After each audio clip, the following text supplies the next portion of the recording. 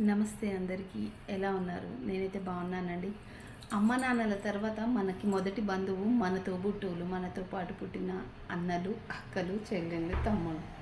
ఇలాంటి మొదటి రిలేషన్ చాలామంది విడిపోతున్నారండి. చిన్న చిన్న మాట పట్టింపులు కానివ్వండి, డబ్బు పరంగా వచ్చే సమస్యలు కానివ్వండి, చిన్న మాట ఒక గీత దాటి పెద్దవాళ్ళకి సారీ చెప్పడంలో తప్పేముందండి చిన్నవాళ్ళు. అలాగే తెలిసి తెలియక చేశారేమో అని పెద్దవాళ్ళు కూడా క్షమించేస్తే ఆ రిలేషన్స్ ఎంత బాగుంటాయి చూడండి. ఒకసారి ఆలోచించండి. ఎప్పుడు విడిపోయాక ఎప్పుడో మనము ఫీల్ అయితే ఆ రిలేషన్ అనేది నిలబడదండి. టైం ఉన్నప్పుడే మనము సర్దిద్దుకోవాలి. అప్పుడు చూడండి రిలేషన్స్ ఎంత బాగుంటాయో.